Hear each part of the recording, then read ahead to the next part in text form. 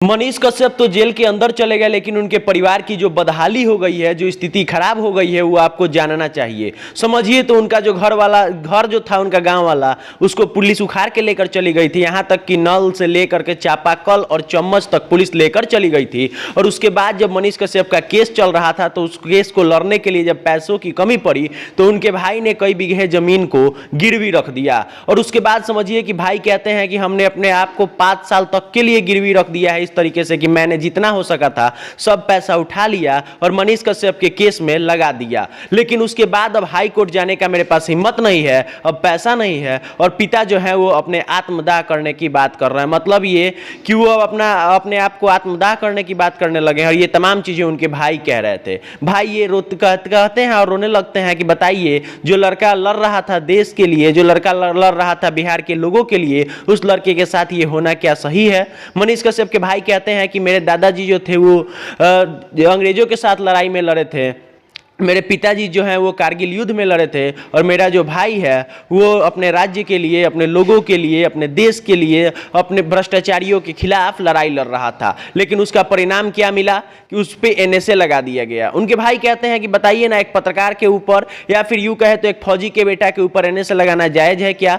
जो कपिल सिब्बर उनके खिलाफ के वकील हैं, वो भी जब ये बोले कि कपिल सिब्बर जब केस लड़ रहे थे तो सुप्रीम कोर्ट में लगा 8 तारीख को कि आज तो मनीष कश्यप के ऊपर से एनएसए हट ही जाएगा और मनीष कश्यप अब बिहार आ जाएंगे। लेकिन ये तमाम चीजें नहीं हुआ। पहले तारीख पे तारीख आई और बाद में सुप्रीम कोर्ट ने ये कह दिया कि हम इसमें इंटरफेयर नहीं करेंगे, आप लोग हाई कोर्ट जाइए। लेकिन अब समझिए कि मनीष कश्यप के भाई ये कहते हैं कि जितना पैसा था सब हमने लगा दिया। गांव वाला जो घर था उसको प्रशासन ने उखाड़ कर लेकर चली गई प्रशासन। अब यहाँ तक कि नल से लेकर के चापाकल और चम्मच तक प्रशासन लाद कर लेकर चली गई। केस में पैसा घटा तो हमने कई बीघे जमीन को गिरवी रख दिया, और फिर भी हम लोग के पास अब ये हिम्मत नहीं है, पैसा नहीं है कि हाई कोर्ट में हम जा सके।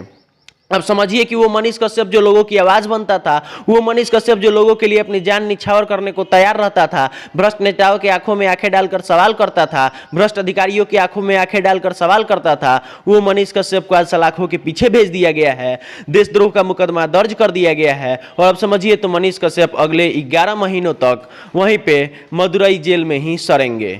अब समझिए आपकी तमिलनाडु के जेल में मनीष कश्यप बंद हैं, और उनके भाई ने इस बात को गुहार लगाई थी, उनके वकील ने इस बात की गुहार लगाई थी कि सारे केस को एक जगह क्लब कर दिया जाए कि ताकि हम लोगों को सुविधा हो लड़ने में, और मनीष के ऊपर से एनएसए हटा दिया जाए। लेकिन ना ही मनीष के ऊपर से एनएसए हटा, ना ही केस क्लब हुआ। और उनके भाई आगे कहते हैं एक इंटरव्यू देते हुए कि बताइए ना, बिहार के एक पत्रकार पहुंचे हुए थे सुप्रीम कोर्ट में, और वो ये कहते हैं कि बताइए कि मनीष कश्यप के ऊपर से एकदम से एनएसए हटना ही नहीं चाहिए। मतलब ये कि मनीष कश्यप के जो परिवार के लोग हैं, मतलब बिहार उनका परिवार है, और बिहार के वकील इस तरीके का बयान देंगे सुप्रीम कोर्ट में जाकर के कि मनीष के ऊपर से एनएसए नहीं हटना चाहिए, तो ये हमारे दुर्भाग्य ही तो है हमारे बिहार का कि एक पत्रकार जो लोगों की आवाज बनता था, जो लोगों की लड़ाई लड़ता था, उसको आज इस तरीके से फंसा दिया गया है कि अब वो वापसी नहीं कर पा रहा है। अब समझिए कि घर परिवार की स्थिति खराब है। उधर आप देखे होंगे कैंसर पीड़ित नानी का रो रो कर बुरा हाल था, माँ रो रो करके बुरा हाल है माँ का। बागेश्वर धाम वाले बाबा धीरेन्द्र शास्त्री से वो गुहार लगाई हैं कि मेरे बेटा पर कृपा करें। उतना ही नहीं तो भाई रोते हैं और ये कहते हैं कि जितना पैसा था हमने लगा दिया, कुछ गिरवी रख के भी पैसे उठाए थे वो भी हमने लगा दिया, लेकिन अब हिम्मत नहीं बचा है कि हम हाई कोर्ट में जाएं और मनीष के लिए लड़ाई लड़ सके। भाई रोते हैं, बिलखते हैं, और ये तमाम चीजें मीडिया के सामने कह रहे थे।